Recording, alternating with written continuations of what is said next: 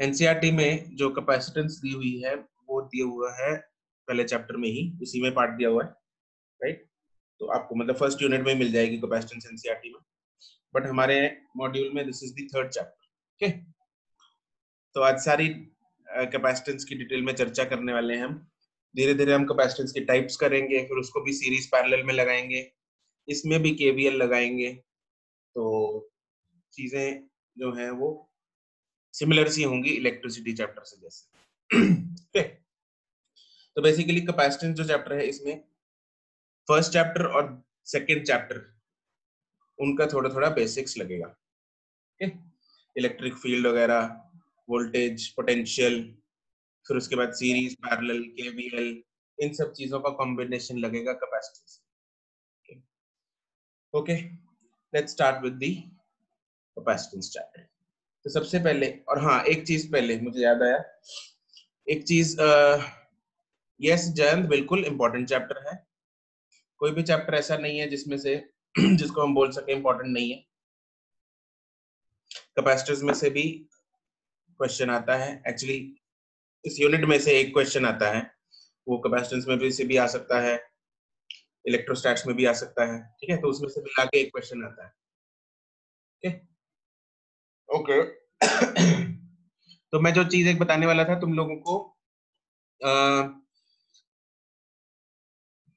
Boards के लिए ना, जैसे वैसे तो हम सब हर चीज क्लास में कर ही रहे हैं, सारी डेरिवेशंस हो रही हैं क्लास में, कंसेप्चुअल क्वेश्चंस हो रहे हैं, कंसेप्ट्स हो रहे हैं। देखो बोर्ड्स और जेई में कुछ बच्चों ने आज पूछा, वैसे भी मुझे बताना था तुम लोगों को कि बोर्ड्स में और जेई में ज्यादा अंतर नहीं है। अगर कुछ बच्चों को ये लगता है कि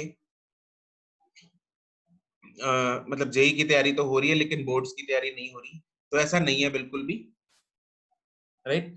बोर्ड्स की तैयारी भी हो रही है। एक्चुअली बोर्ड्स का लेवल जो है वो जेई से कम है, नेचुरली ऑब्वियसली कम होता है। और अगर हम लोग जेई की तैयारी कर रहे हैं तो ऑब्वियसली बोर्ड्स की तैयारी तो ऑटोमेटिकली हो ही रही है। बोर्ड्स में ऐसा कुछ नहीं है कि बिल्कुल ही कुछ डिफरेंट आता है, सिलेबस वही है, बिल्कुल एग्जैक्टली सेम सिलेबस है। बट यूं समझ लो कि जैसे जेई मेंस और जेई एडवांस में फर्क है कि जेई मेंस में उसी चैप्टर में से, उसी टॉपिक में से अगर क्वेश्चन आसान बनता है तो जेई एडवांस वाले मुश्किल बना देते हैं क्वेश्चन, राइट। तो वैसे ही बोर्ड्स और जेई मेंस में, तो बोर्ड में अगर क्वेश्चन आसान बनता है तो उससे मुश्किल क्वेश्चन जेई मेंस में आ जाता है, उससे मुश्किल क्वेश्चन जेई एडवांस में आ जाता है, ठीक है। तो बोर्ड्स की ऑटोमेटिकली तैयारी हो रही है। हम बोर्ड्स का लेवल पार करेंगे तभी तो जेई मेंस सीख पाएंगे, और जेई मेंस का लेवल पार करेंगे तभी एडवांस सीख पाएंगे, ठीक है। तो ये लेवल वाइज चलता है, तो इसलिए डोंट वरी, बोर्ड्स की बिल्कुल से प्रॉपर तैयारी हो रही है। प्लस अगर तुम लोगों को बोर्ड्स के रिलेटेड अगर क्वेश्चंस की कुछ प्रैक्टिस करनी है, मतलब सब्जेक्टिव क्वेश्चंस की प्रैक्टिस करनी है, तो एक ना बुक है फिजिक्स के लिए, एग्जाम आइडिया।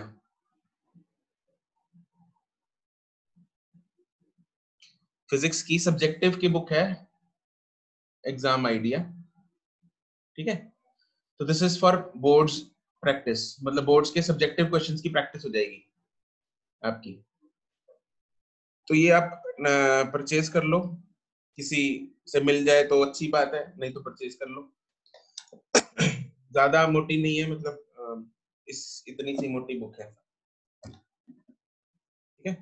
इतनी इतनी मोटी है बुक, तो ज्यादा मोटी नहीं है। और इसमें ना इसका फायदा क्या है इस बुक का, इसमें आपको 1 मार्क जैसे कैटेगराइजेशन करके है, 1 मार्क, 2 मार्क, 3 मार्क, फिर 5 मार्क क्वेश्चन ऐसे हैं, ठीक है। और लेटेस्ट लेना, आई वुड सजेस्ट कि इसका लेटेस्ट एडिशन लेना, क्योंकि ना लास्ट ईयर पैटर्न चेंज हुआ था, मतलब इस साल एक्चुअली पैटर्न चेंज हुआ था, तो आपके जस्ट सीनियर बैच का, तो उसमें 20 क्वेश्चंस जो हैं वो ऑब्जेक्टिव के आए थे बीच में, ठीक है।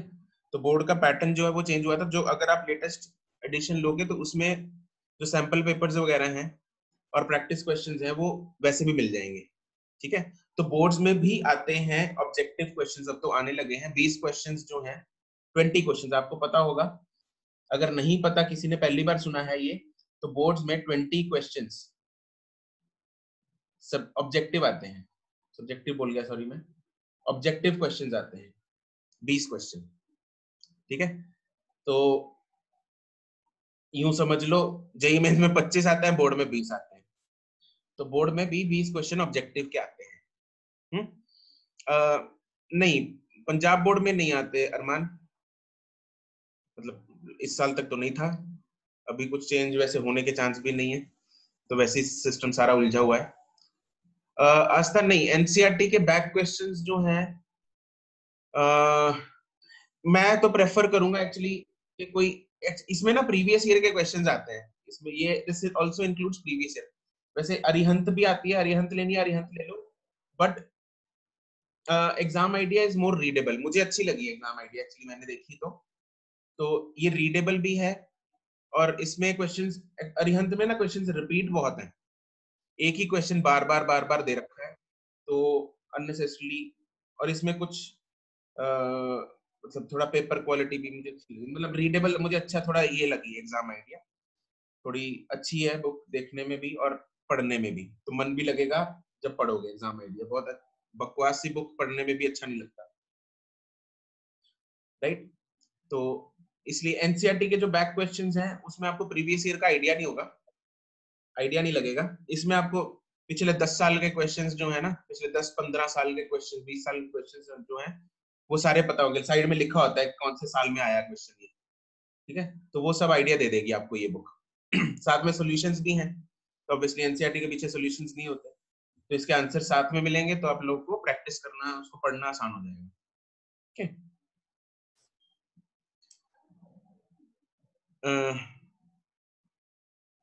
अजयंत सर एग्जाम आइडिया पढ़ी है 10th में बहुत, हाँ 10th में भी बिल्कुल, हाँ अच्छी बुक है ये एग्जाम आइडिया, ठीक है।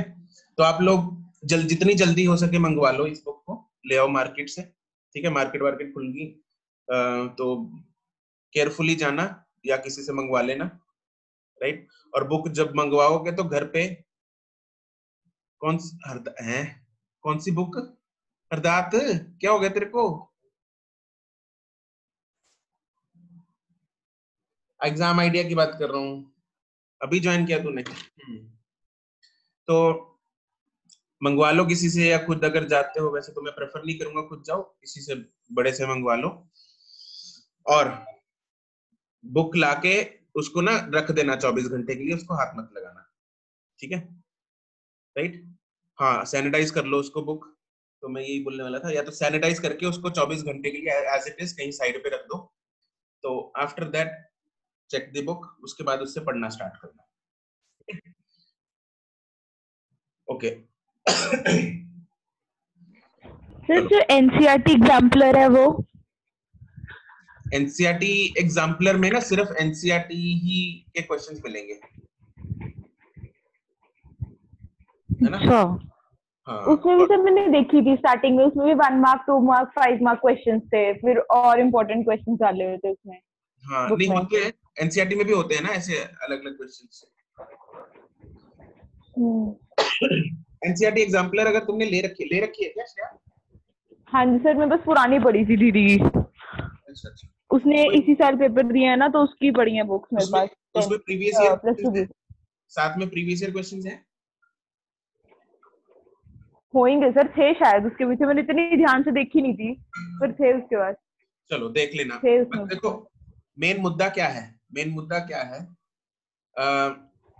कि उसमें प्रीवियस ईयर क्वेश्चंस होने चाहिए बुक में, इसमें है, अरिहंत में भी होते हैं, है ना, प्रीवियस ईयर, उससे पता लग जाता है कि बोर्ड में कितने कैसे क्वेश्चंस आते हैं, क्या क्या क्वेश्चंस आए हैं, और उन बोर्ड्स की, क्योंकि जनरली रिपीट ही करता है बोर्ड, मतलब हाँ इधर उधर थोड़ा बहुत मरोड़ के क्वेश्चंस को रिपीट ही हो जाते हैं, तो इसलिए बढ़िया है, तुम लोगों को इससे आइडिया हो जाएगा, ठीक है। अगर एनसीईआरटी एग्जाम्पलर में भी है तो भी चलेगा। नहीं, Pradeep is not at all recommended Arman, Pradeep नहीं लेनी, प्रदीप इसलिए नहीं लेनी क्योंकि प्रदीप में फालतू सामान बहुत होता है, अगर बोर्ड का सिलेबस इतना है तो प्रदीप में इतना दे रखा है, दुगना बहुत फालतू चीजें दे रखी होती है प्रदीप में, तो वो नहीं लेनी, ठीक है, उलझ जाओगे क्या करना है क्या छोड़ना है। जैस्मीन अगर एग्जाम आइडिया कर ले एनसीईआरटी नहीं, बिल्कुल जरूरत नहीं है, अगर एग्जाम आइडिया कर लोगे आपको एनसीईआरटी पढ़ने की जरूरत नहीं है, फिजिक्स की एनसीईआरटी बुक पढ़ने की जरूरत नहीं पड़ेगी आपको। वैसे भी फिजिक्स की एनसीईआरटी नहीं पढ़नी, क्योंकि वो वैसे ही थोड़ी बहुत ना नॉवल टाइप लगती है, मजा नहीं आता एनसीईआरटी पढ़ के फिजिक्स की, ठीक है। तो by some previous year book, preferably exam idea. अगर किसी के पास और कोई है तो ठीक है, उसको वो चला लो, कोई बात नहीं, ठीक है। मतलब ऐसा कुछ नहीं है कि आपको यही, जिन्होंने नहीं लेनी है वो ये ले ले, जिनके पास पुरानी है तो वो चला ले, कोई बात नहीं है, ठीक है। यार एसएल अरोड़ा भी ठीक है, बट उसमें गलतियां रिपोर्ट हुई हैं पहले काफी सालों में ना, गलतियां हैं उस बुक में, एसएल अरोड़ा में, मुझे जहां तक पता लगा है, ओके।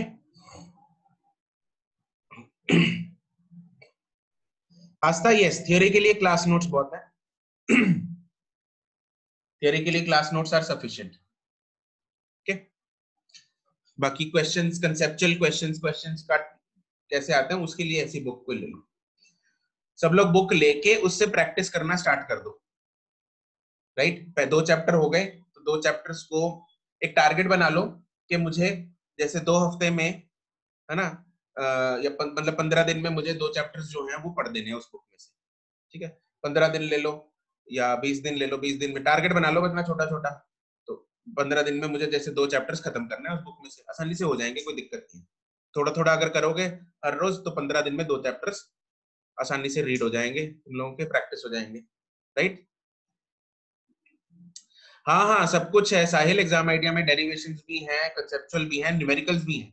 जो बोर्ड में न्यूमेरिकल्स आते हैं, जैसे हमने न्यूमेरिकल्स कर रखे हैं जिसमें इजी, मीडियम, हाई लेवल है। अब बोर्ड में हाई तो आता ही नहीं, बोर्ड में आता है इजी या मीडियम लेवल का न्यूमेरिकल आता है, ज्यादा से ज्यादा मीडियम आएगा। तो वैसे कुछ न्यूमेरिकल टाइप के क्वेश्चंस आपको उस बुक में भी मिल जाएंगे, ओके। चलो, तो बोर्ड के लिए देखो, बोर्ड में 75%, 80% से ज्यादा नंबर तो कम से कम चाहिए। 75% कट ऑफ होती है कॉलेजेस की, राइट। तो 75% से नंबर कम आएंगे तो जेई में नंबर लेने का कोई फायदा नहीं है, रह जाओगे, एडमिशन ही नहीं हो पाएगी। तो 75% से अगर ज्यादा आएंगे, कम से कम चाहिए, और जितने ज्यादा आएंगे तो उतनी अच्छी बात है, 90% लाओगे तो अच्छा है, रिकॉर्ड अच्छा बन जाएगा, एकेडमिक रिकॉर्ड, राइट। तो बस वो है कि बुक को अच्छे से प्रैक्टिस करोगे तो बोर्ड में नंबर लाना कोई मुश्किल बात नहीं है, ठीक है। अगर तुम लोग क्लास थियरी करते हो, क्लास जो हम चीजें क्लास में कर रहे हैं तब भी तुम लोग के आ सकते हैं वैसे तो 90%, कोई दिक्कत नहीं है। बट इससे ये है कि बच्चा थोड़ा प्रैक्टिस ज्यादा कर लेता है, इसलिए मैं बुक लगवा देता हूँ, क्योंकि बुक है तो इसलिए प्रैक्टिस ज्यादा हो जाएगी, दैट्स इट, है ना। बस ये है, चीजें वही है इसमें भी जो हम क्लास में कर रहे हैं, ओके। चलो नेक्स्ट चैप्टर स्टार्ट करते हैं, कैपेसिटेंस। तो अब कैपेसिटेंस होती क्या है? कैपेसिटेंस इज द वर्ड, देखो हमें वर्ड से ही पता लग रहा है कि ये किसी बॉडी की कैपेसिटी बताती है। किस चीज की कैपेसिटी? चार्ज होल्ड करने की कैपेसिटी। मेरे पास एक कंडक्टर है या इंसुलेटर है या कुछ भी है, एक बॉडी है मेरे पास, ठीक है। तो उस बॉडी पे हम कितना चार्ज जो है वो डाल सकते हैं, वो उसकी कैपेसिटेंस से पता लगता है, ठीक है। तो capacitance is nothing, it is the measure या it is the ability of the body to hold a charge, okay. तो अब इसका पहले लिख लो, डेफिनेशन लिख लो। Capacitance, capacitance is the capacitance of a body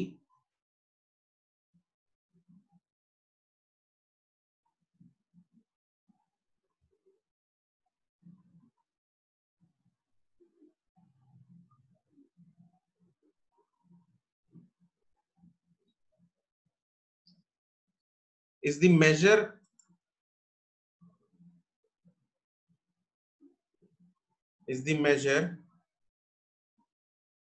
of its ability to hold, is the measure of its ability to hold charge, to hold charge।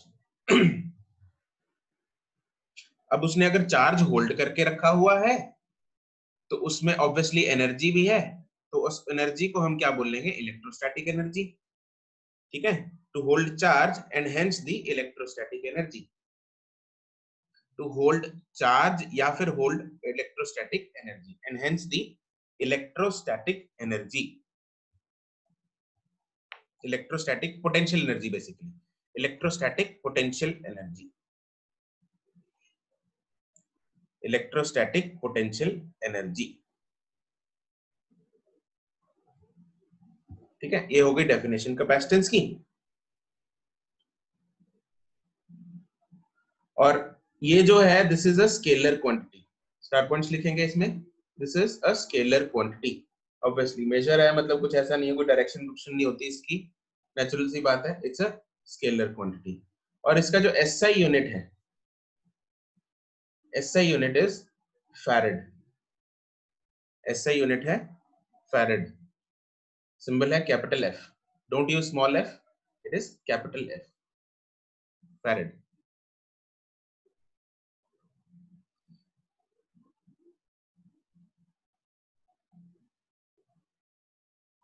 Okay चलो, अब इसमें एक सब टॉपिक बनाएंगे, capacitance of an isolated conductor, capacitance of an isolated conductor, capacitance of an isolated conductor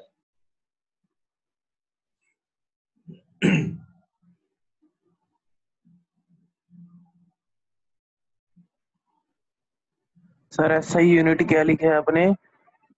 this is farad, farad. Okay sir.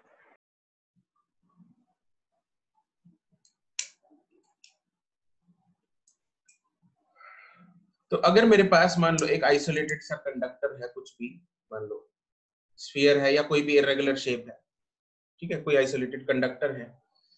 अब जैसे जैसे मैं इसके ऊपर चार्ज डालता रहूंगा, जैसे जैसे इसको मैं चार्ज करता रहूंगा, इसका पोटेंशियल बढ़ता रहेगा, इसका पोटेंशियल क्या है, बढ़ता रहेगा। तो जो चार्ज है दैट इज डायरेक्टली या यूं समझ लो उल्टा, जो पोटेंशियल है इसका that is directly proportional to charge. जितना चार्ज ज्यादा, इसका पोटेंशियल ज्यादा, पोटेंशियल का फॉर्मूला याद है, के क्यू बाय आर स्फीयर के लिए होता है, के क्यू बाय आर स्फीयर के लिए होता है। ऐसे ही पोटेंशियल जो है वो डायरेक्टली प्रोपोर्शनल टू क्यू होगा किसी भी बॉडी के लिए, है ना। स्फीयर के लिए तो चलो के क्यू बाय आर हमने डिराइव कर लिया था, कोई भी बॉडी होगी उसके लिए कुछ पोटेंशियल का होगा, लेकिन इतना तो हमें पक्का पता है कि वो पोटेंशियल जो है that has to be directly proportional to the charge, जितना ज्यादा चार्ज उतना पोटेंशियल।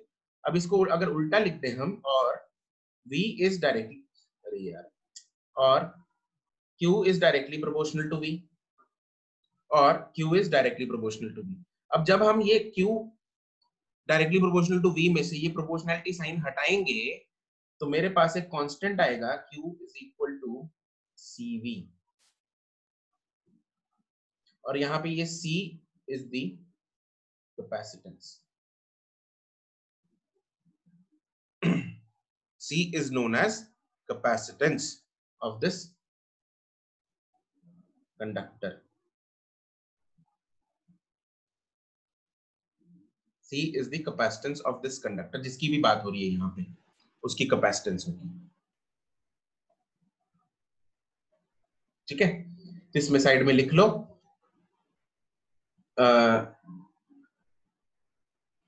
चलो पहले ये चिपकाओ,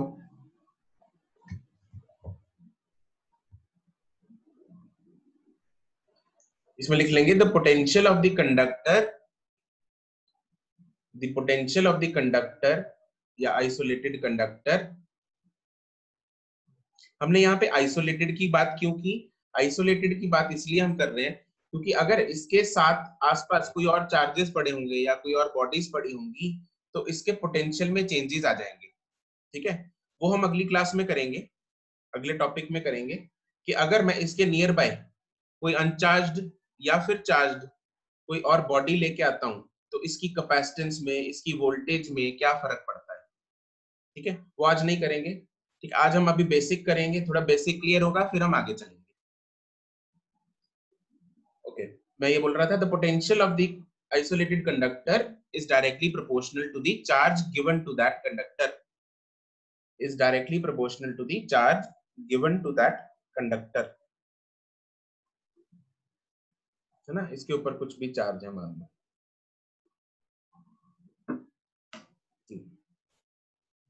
चलो अब हमारे पास कैपेसिटेंस का फॉर्मूला आ गया है in terms of Q and V, और ये फॉर्मूला आपके दिमाग में जो है वो चिपका हो जाना चाहिए, चिपक जाना चाहिए। Q is equal to CV, Q is equal to CV। 5 बार अपने मन में अभी बोल लो Q is equal to CV। ये फॉर्मूला बहुत ज्यादा इंपॉर्टेंट है, ठीक है। इस फॉर्मूला को हम बहुत बार यूज करने वाले हैं आगे, इसके बेसिस पे न्यूमेरिकल्स होंगे, इसके बेसिस पे आगे डेरिवेशंस होंगी, बहुत कुछ होगा। तो Q is equal to CV जो फॉर्मूला है वो बहुत इंपॉर्टेंट है, ओके। अब इस फॉर्मूला को यूज करके can I find the dimensions of capacitance? कर दो फटाफट, फाइंड करना जरा dimensions of the capacitance. Dimensions of C क्या होंगी? Dimensions of capacitance, Jayant. Coulomb upon volt. Dimensions ml, अरे भूल गए ml, mlt की फॉर्म में बताओ मेरे को क्या आएगा यहाँ पे? शिरवी ने बताया, ठीक है शिरवी का, गुड, सही है। पावर उसके साथ में लिख देना, जैसे m-1 है, सपोज m-1 आ रहा है इसमें, m ऐसे लिखो m-1, l जो भी आएगा उसके साथ में पावर लिखते रहो, कोई बात नहीं, टाइप कर दो, ऐसे टाइप कर दो। अगर पावर टाइप नहीं हो रही साथ में लिखो।